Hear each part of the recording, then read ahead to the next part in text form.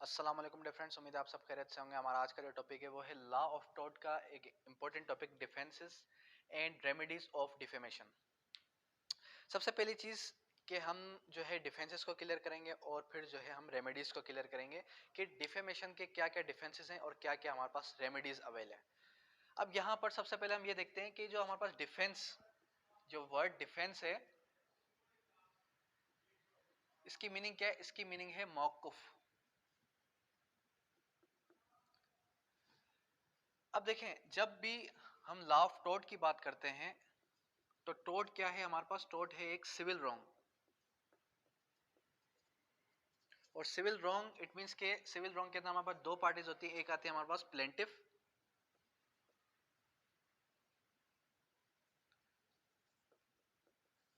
और एक आती है हमारे पास डिफेंडेंट। अब जो हमारे पास प्लेंटिफ है, plaintiff will prove essential of torts. Plaintiff क्या करेगा? Plaintiff will prove essentials of tort. जो टॉर्ट के एसेंशियल है प्लेंटिफ वो प्रूव करेगा, और जो डिफेंडेंट है वो अपने मौकुफ में, डिफेंस में क्या कहेगा? वो जस्टिफिकेशन देगा बर्डन ऑफ प्रूफ की।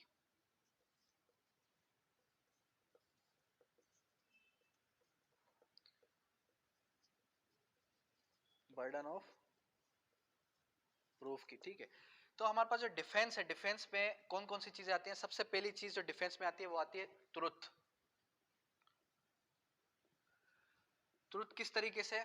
कि अगर डिफेमेटरी सेंटेंस आपने कोई भी पास किया तो आप ये कहेंगे कि जनाब जो मैंने डिफेमेटरी सेंटेंस पास किया है वो तो डिफेमेटरी सेंटेंस ट्रुथ है, इसके बारे में हकीकत है, ये ऐसा बंदा है। देन डिफेंस, जो फिर उसके बाद आपने ये कहा तो उसके बाद आपको प्रूव करना पड़ेगा कि ये वाकई में ये बात जो आपने कही है सच है। डिफेंडेंट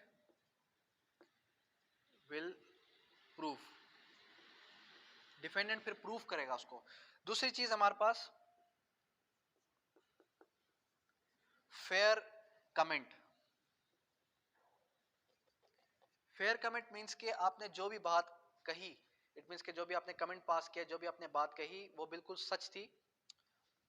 ये एक डिफेमेटरी सेंटेंस नहीं है, it is not a defamation, इसको हम डिफेमेशन में फॉल नहीं करेंगे। थर्ड, तीसरी चीज हमारे पास क्या है? तीसरी चीज है प्रिविलेज। प्रिविलेज जो आपने अक्सर देखा होगा कि मीडिया के अंदर जो भी न्यूज चैनल्स वाले होते हैं वो इस चीज का बहुत फायदा उठाते हैं कि हमारे पास प्रिविलेज मौजूद है। कौन सी हमारे पास प्रिविलेज मौजूद है? फ्रीडम ऑफ स्पीच की।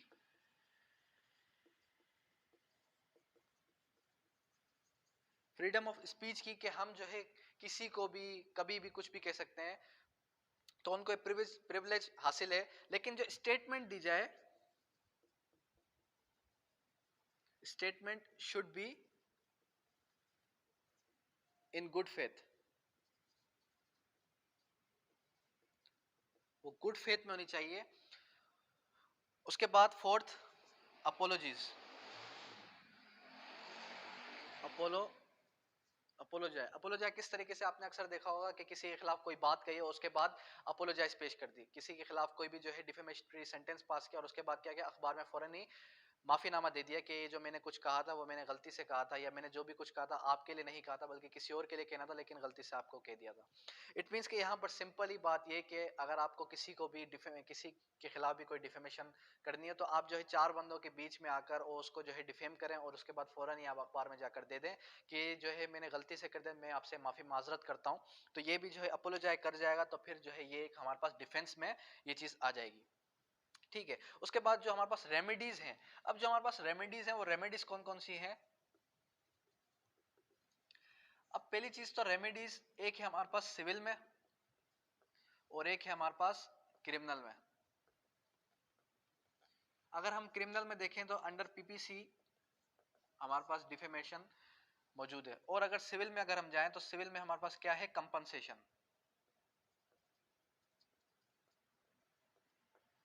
अब कंपनसेशन वो कौन सी होगी? कंपनसेशन वो होगी हमारे पास अनलिक्विडेड कंपनसेशन।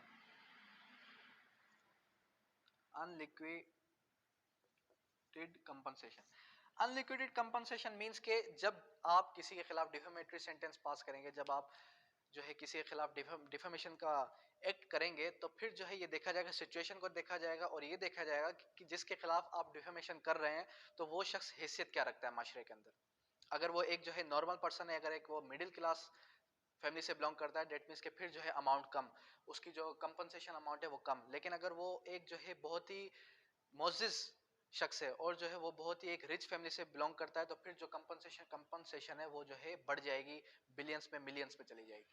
ठीक है, तो ये हमारे पास सिविल रॉन्ग भी है और हमारे पास क्रिमिनल में पीपीसी के अंदर भी मौजूद है।